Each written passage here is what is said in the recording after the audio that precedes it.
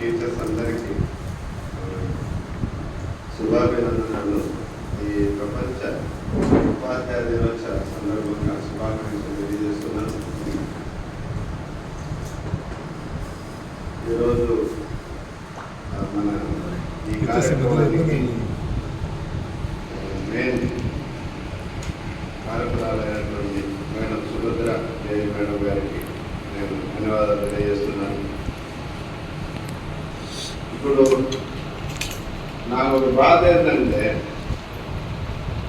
ఈ ప్రభుత్వ తరఫున ఇచ్చే అవార్డ్స్ అర్జీలు పెట్టుకోవడం అనేది నాకెందుకో నచ్చడం వల్ల నాకు అవార్డు ఇవ్వడం బాబు అని వస్తున్నాడు.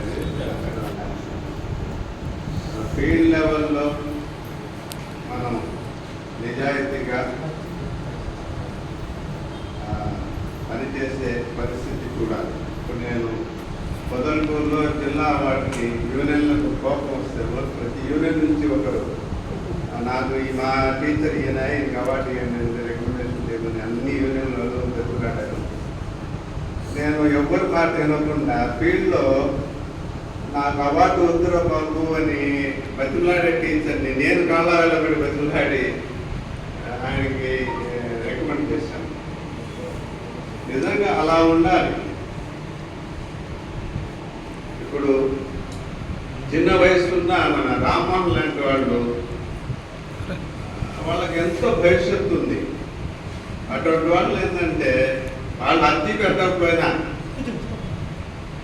బతికులాడిన అటువంటి వాళ్ళకి అందరు అధికారులు ఫార్వర్డ్ చేసి రాష్ట్ర స్థాయి అవార్డు ఇస్తే నేషనల్ స్థాయి అవార్డు కావాల్సిన టాలెంట్ అంతా అతను తెచ్చుకుంటాడు. భాస్కర్ తెచ్చుకున్నట్టు అతను తెచ్చుకుంటాడు. వరల్డ్ లెవెల్లో ఇంటర్నేషనల్ ఉండేటువంటి అవార్డ్స్ కూడా అంత టాలెంట్ ఉంది. బహుముఖ ప్రజ్ఞాశాలి.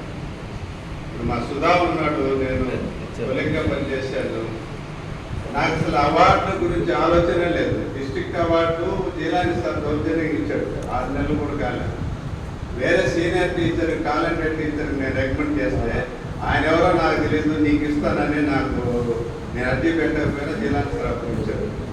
తర్వాత స్టేట్ అవార్డుకి సుధా దగ్గరుండి మొత్తం అతనే చేశాడు. నేను సంతకాలు చేశానంటే అలా ఉండాలి. ఇప్పుడు మామూలుగా ఉండే పరిస్థితి ఎలా ఉందంటే గ్రౌండ్ లెవెల్లో పిల్లల తల్లిదండ్రుల ఆలోచన తగ్గట్టు మనల్ని మనం మోల్డ్ చేసుకొని ఏ టైం అందుబాటులో పిల్లలు కానీ పేరెంట్స్ కానీ ఉంటారో ఆ టైంలో మనం స్కూల్లో అందుబాటులో ఉండి అది చేస్తే మనకు రోల్ పెరుగుతుంది, అటెండెన్స్ పెరుగుతుంది. ఆ విధంగా మనం డెవలప్ చేసుకోవాలని చెప్పేసి కోరుకుంటున్నాను. అలాగే ఈరోజు ప్రాధాన్యత గురించి నేను రాత్రే చూశాను. 1966లో యునిసెఫ్, ILO వీళ్ళందరూ మన దీనికి ఎడ్యుకేషన్ సంబంధించిన రకరకాలుగా చేశారు. 1996లో దీనికి ఒక బీజం పడింది. ప్రతి సంవత్సరము ఈ వరల్డ్ ఎడ్యుకేషన్ సబ్జెక్ట్ సంబంధించి ఒక థీమ్ ఒకటి తీసుకుంటారు. ఈ సంవత్సరం ఏంటంటే థీమ్ ఏంటంటే ఏఐ ఎడ్యుకేషన్, ఆర్టిఫిషియల్ ఇంటెలిజెన్స్ సంబంధించి అది మన ఎడ్యుకేషన్కి ఏమైనా ప్లస్ అవుతుందా మైనస్ అవుతుందా, ఎలా దీన్ని మనం తీసుకోవాలి అనే దాని మీద ఈ సంవత్సరం థీమ్ తీసుకున్నాం.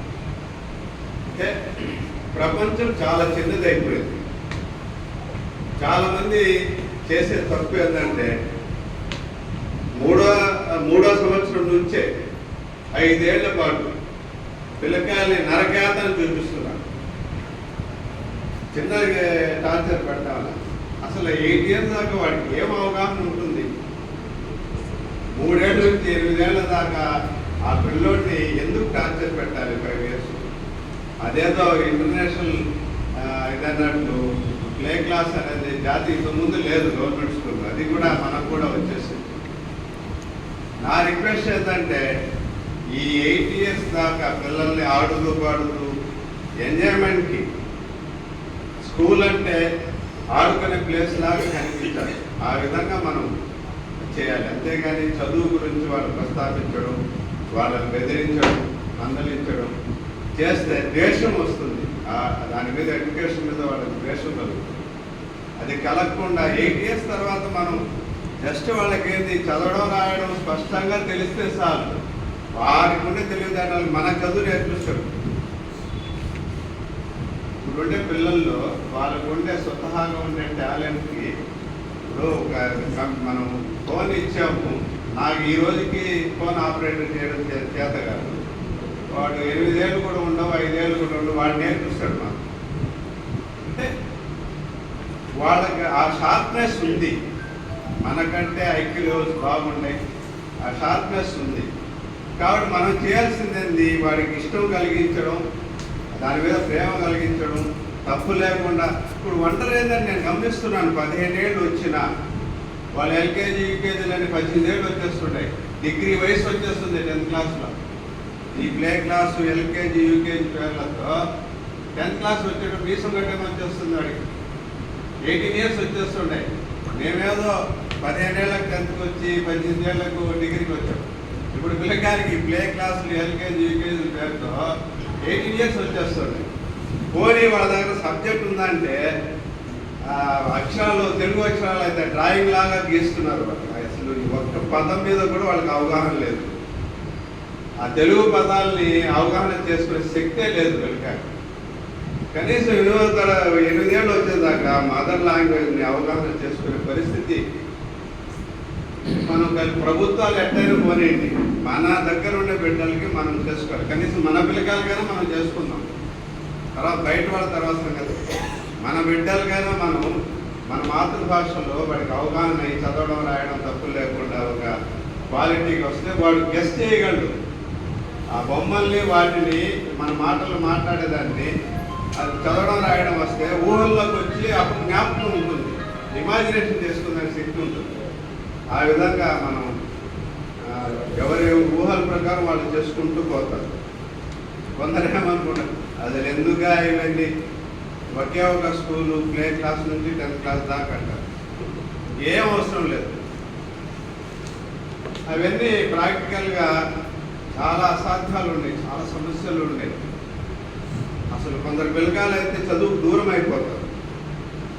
ఇంటి పక్కన గోడే అడ్డం ఉండి స్కూల్ ఉంటేనే రాని పిల్లోడు ఎవరి నాయన 4-5 కిలోమీటర్లు బస్సు పెడతాను, లేదా ఆటో పెడతాను, విమానం పెడతానంటే ఎవరు పోతారు? పోతారా? వాళ్ళు దారి చేసి పంపించేది ఎవరు? ఆ పంపించే శక్తి వాళ్ళకు ఉంటే కార్పొరేట్ స్కూల్లో చేరుతారు వాళ్ళు. మన గవర్నమెంట్ స్కూల్ వేరు కదా. బ్రహ్మాండంగా నేను వెహికల్ పంపిస్తాను, ఆ టైంలో రెడీ, వాళ్ళకు వీలుండే టైంలో వాళ్ళు వస్తారు. దానికి మన గవర్నమెంట్ టీచర్లు కానీ మనందరూ కానీ అందుబాటులో ఉండి వాళ్ళు చదువు చెప్పాలి. అలా చేస్తేనే గిరిజన పిల్లకాయలు, ఆర్థికంగా వెనుకబడిన పిల్లకాయలు, కష్టాల్లో ఉండేవాళ్ళు, ఎవరికైతే నిజంగా చదువు అవసరమో వాళ్ళు చదువు చెప్పగలం. మిగతా వాళ్ళకు ఎలాగో వస్తుంది, వాళ్ళు ట్యూషన్స్ అని పెట్టుకుంటారు, రిపోర్ట్ చేస్తే డబ్బులు ఉంటే వాళ్ళు ఏదో ఒకటి చేసుకుంటారు. ఎవరికైతే అవసరమో ఈరోజు మనము ఆ స్థితి నుంచి వచ్చాం.